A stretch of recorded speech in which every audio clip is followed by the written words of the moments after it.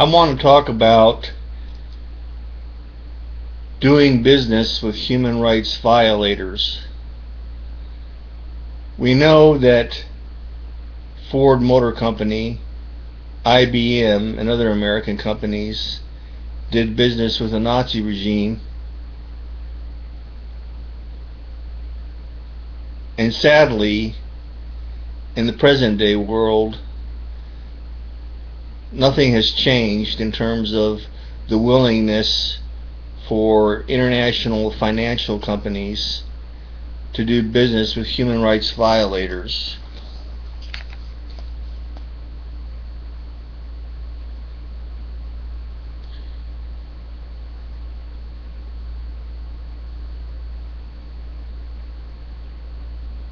This is part of an earlier video that I did on the Obama administration's invitation to host a senior Sudanese delegation, but it mentions in passing that in the face of the most horrible human rights abuses, whether in Syria, where the international community has in the past months mounted pressure on Syria's economy through sanctions of the important oil sector, yet U.S. and European high-tech firms continue to actively and knowingly profit by doing business with President Assad.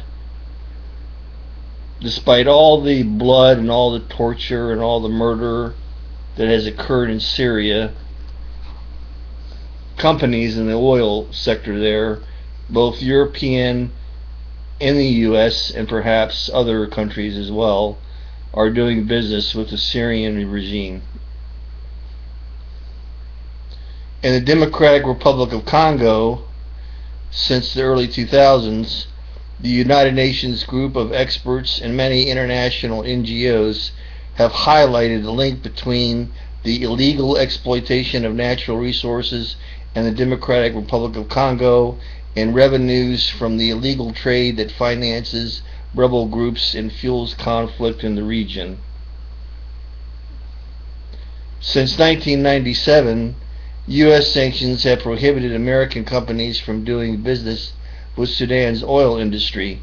ExxonMobil is precluded from supporting Sudan's oil industry, but J.P. Morgan has over $4 billion invested in foreign companies that provide these same services. In Uzbekistan, Nike has been called out for doing business with Uzbekistan's slave cotton company.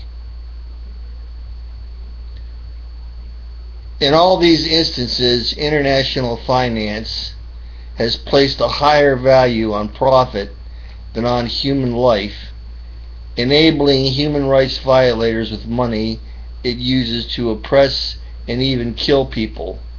The world is largely a bystander and an enabler. I haven't read any more information on the internet about whether or not a date has been set for the senior Sudanese delegation to arrive in Washington, D.C. and have high diplomacy talks with Washington government officials. But it seems likely that that information should become available soon.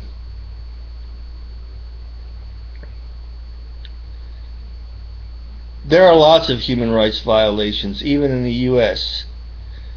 If you look at our American jails and our American prisons, and Human Rights Watch has documented this extensively, there's epidemic rape, mass rape in our jails and our prisons, and there are injuries, even homicides. And I guess one would expect that to occur in a prison, since it's a prison environment.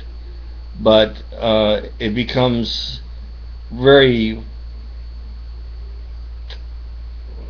reprehensible when the own prison authorities turn a blind eye to it and allow it to go on.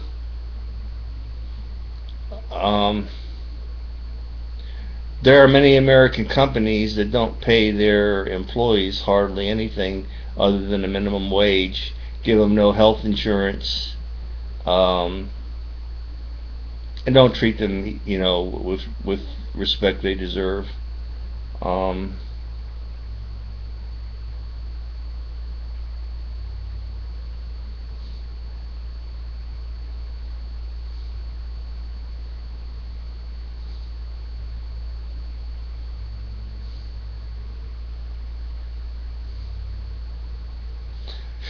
China has been a big human rights violator, yet we had the Olympics occur in Beijing several years ago. There was an outcry from many human rights activists worldwide about China's treatment of Tibet, its occupation of Tibet, its suppression and even murder of Tibetan people, and the crackdown on freedom of speech and other freedoms that the Chinese government has done. And yet we had the Olympics there because it was political. It was the right thing to do politically. But just as the 1936 Olympics occurred in Nazi Germany, in Munich, and they should have never been held there, but they were, because it was considered politically expedient to have the Olympics there. But Hitler's treatment of Jews, even though this was before the Holocaust, it was clear that he excluded them from German society. There were the Nuremberg race laws.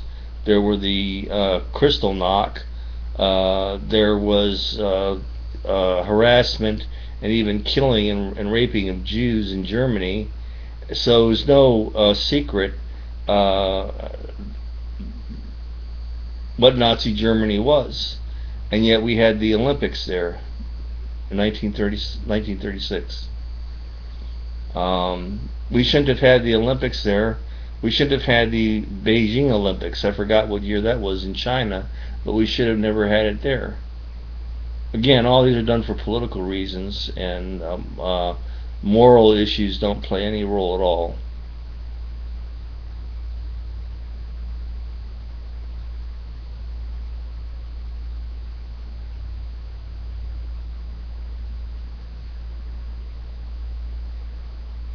Politicians really don't help society move forward. They're if anything, they help move it backward.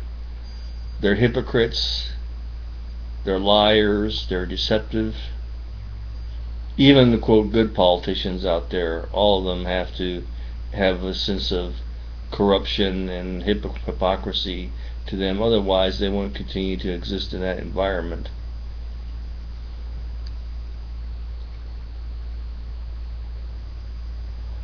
I voted for President Obama both times,